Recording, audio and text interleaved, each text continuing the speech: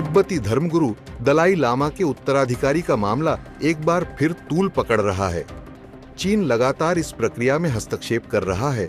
दरअसल चीन बार बार इस बात को दोहरा रहा है कि दलाई लामा के उत्तराधिकारी को बीजिंग सरकार से मंजूरी लेनी होगी। हालांकि इस पूरे मामले में भारत भी काफी एक्टिव दिखाई पड़ रहा है। पहले केंद्रीय मंत्री किरेन रिजिजू ने दलाई लामा का समर्थन किया था और अब भारत सरकार की भी प्रतिक्रिया सामने आई है।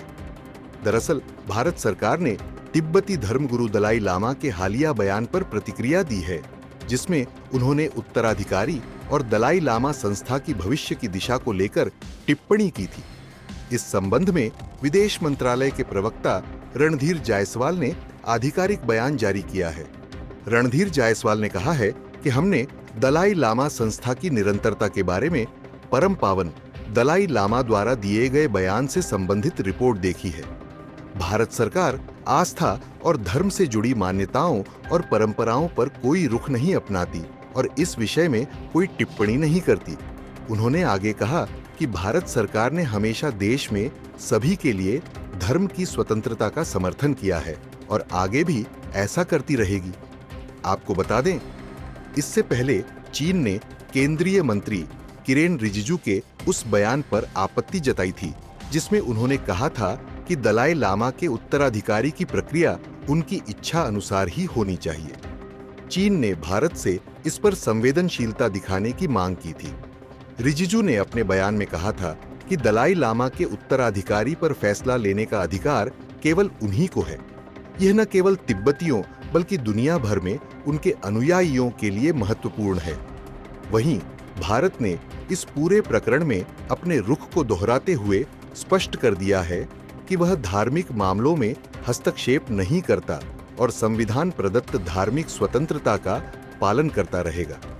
इसके अलावा तिब्बत की निर्वासित सरकार के प्रमुख पेन्पा सेरिंग ने दलाई लामा के पुनर्जन्म के मामले में हस्तक्षेप करने की कोशिश का सख्त विरोध किया है।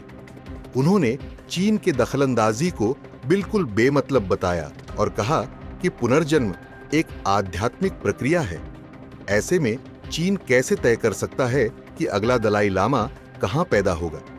आध्यात्मिक गुरु खुद तय करते हैं कि उन्हें कहां पैदा होना है। उन्होंने कहा कि अगर चीन वाकई में पुनर्जन्म की प्रक्रिया पर विश्वास करता है तो उन्हें सबसे पहले अपने नेताओं जैसे माओ जेडोंग, जियांग जेमिन और के पुनर्जन्म को खोजने की कोशिश करनी चाहिए। चीन लगातार दलाई लामा के उत्तराधिकारी के चुनाव को लेकर अड़चनें पैदा कर रहा है। चीन ने हाल ही में कहा था कि दलाई लामा के उत्तराधिकारी को बीजिंग सरकार से मंजूरी लेनी होगी। बिना चीन की सरकार की मंजूरी के उत्तराधिकारी का चयन नहीं होगा। वहीं भारत को लेकर भी चीन की विदेश मंत्रालय की प्रवक्ता माओ निंग ने ये बात कही थी कि भारत पक्ष तिब्बत से संबंधित मामलों की अत्यधिक संवेदनशील प्रकृति को समझना चाहिए। भारत को 14वें दलाई लामा की चीन विरोधी अलगाववादी प्रकृति को समझना चाहिए और तिब्बत से जुड़े मुद्दों के माध्यम से चीन के आंतरिक मामलों में हस्तक्षेप नहीं करना चाहिए ताकि चीन भारत संबंधों के सुधार और विकास पर असर न पड़े। हालांकि भारत ने हमेशा से दलाई लामा का ही समर्थन किया है और आगे भी करता रहेगा। चीन की बयानबाजी से कुछ नहीं बदलने वाला। इस खबर को लेकर आपका क्या कुछ कहना है? कमेंट करके जरूर बताएं।